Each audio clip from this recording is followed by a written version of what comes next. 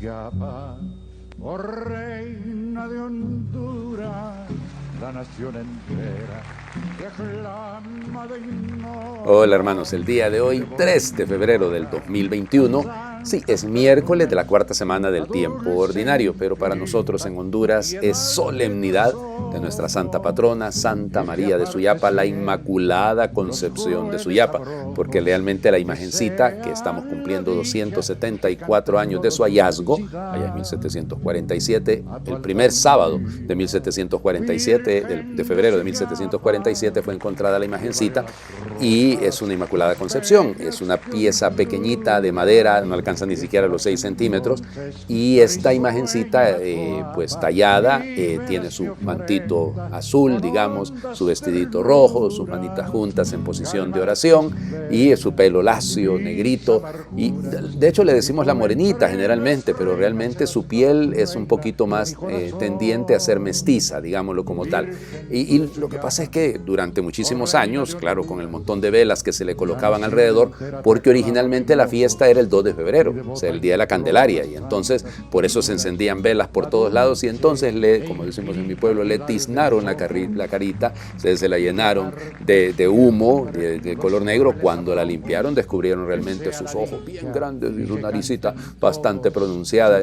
Nosotros decimos en mi pueblo que cuando hablamos de una persona que es lo suficientemente inteligente, decimos que tiene 3 dedos de frente, y la Virgen de Suyapa tiene muchísimo más que eso. Tengan presente que su inteligencia es muy grande y su amor de madre orando por sus hijitos y sus hijitas pues es inmenso. Vamos a celebrar, como les digo, 275 años, nos acercamos al jubileo en el 2022 y bueno, vamos preparándonos. Este año evidentemente ha sido una situación muy particular porque ya desde anteayer, se ha debido cerrar el Santuario Nacional, la Basílica Menor de Nuestra Señora de Suyapa está cerrado el Santuario Pequeño también, porque tengan presente que como en todas las cosas así ocurre, ¿no? Primero ha sido una pequeña ermita, luego se construyó un templo un poco más grande, ese templo se fue remodelando, se fue agrandando, se fue embelleciendo, pero ya con el paso del tiempo hubo una necesidad de construir una basílica más grande, o un templo más grande, y pues es la basílica, el templo más grande que tenemos en Honduras y uno de los templos más grandes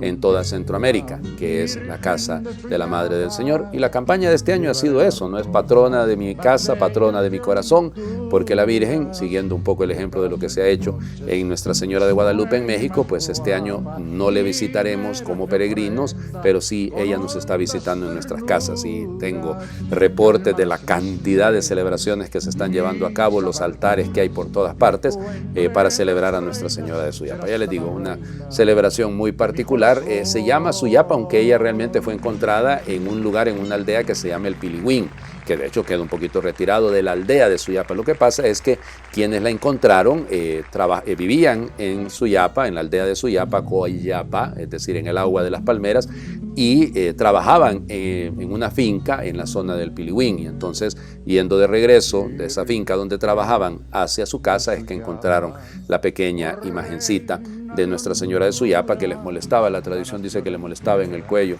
a Alejandro Colindres, y entonces la estuvo tirando en reiteradas ocasiones hasta que finalmente mejor la meto aquí en el morral y la llevó, y al día siguiente quien la encontró fue su esposa, quien descubrió la pequeña imagen, y desde ahí empezó una veneración que empezó en una casa.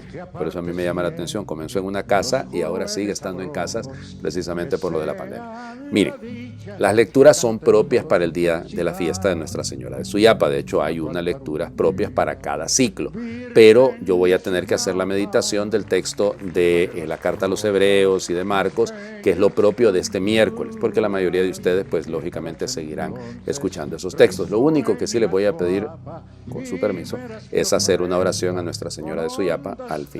Bueno, vamos, Hebreos capítulo 12, versículos del 4 al 7 y luego del 11 al 15.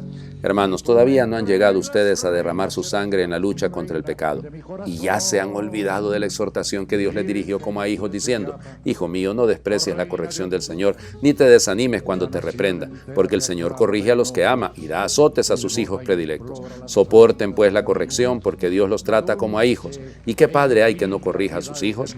Es cierto que de momento ninguna corrección nos causa alegría, sino más bien tristeza, pero después producen los que la recibieron frutos de paz y santidad. Por Por eso, robustezcan sus manos cansadas y sus rodillas vacilantes. Caminen por un camino plano para que el cojo ya no se tropiece, sino más bien se alivie.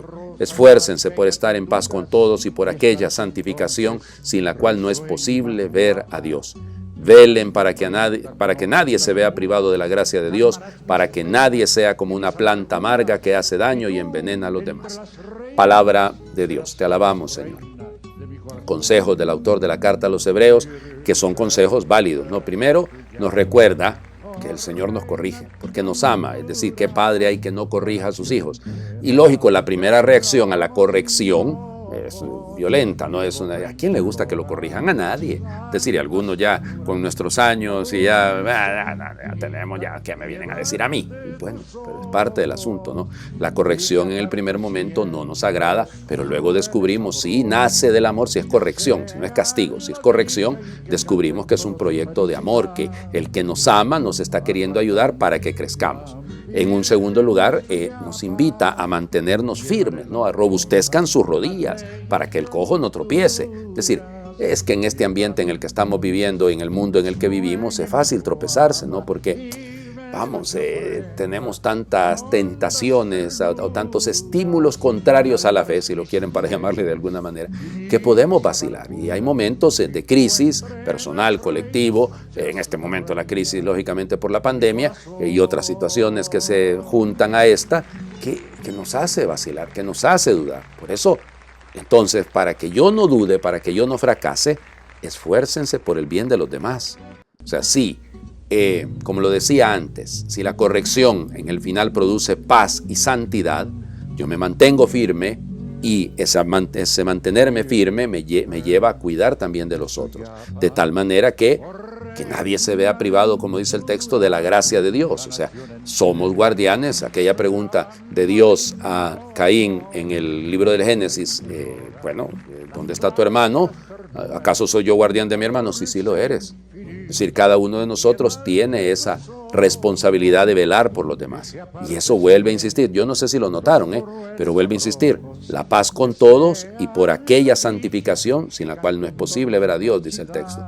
O sea, estos dos elementos, paz y santidad, van juntos. Pero para alcanzar esa paz y esa santidad, hay que dejarse corregir, hay que dejarse adoctrinar, hay que dejarse transformar por la fuerza de Dios y mantenernos firmes.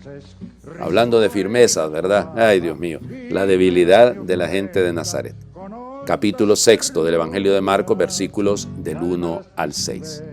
En aquel tiempo Jesús fue a su tierra en compañía de sus discípulos. Cuando llegó el sábado se puso a enseñar en la sinagoga y la multitud que lo escuchaba se preguntaba con asombro: ¿dónde aprendió este hombre tantas cosas? ¿De dónde le viene esa sabiduría y ese poder para hacer milagros? ¿Quién no es este el carpintero, el hijo de María, el hermano de Santiago, José, Judas y Simón? ¿No vivan aquí entre nosotros sus hermanas? Y estaban desconcertados. Pero Jesús les dijo: todos honran a un profeta menos los de su tierra, sus parientes y los de su casa. Y no pudo hacer allí ningún milagro, solo curó a algunos enfermos imponiéndoles las manos. Y estaba extrañado de la incredulidad de aquella gente. Luego se fue a enseñar en los pueblos vecinos. Palabra del Señor. Gloria a ti, Señor Jesús.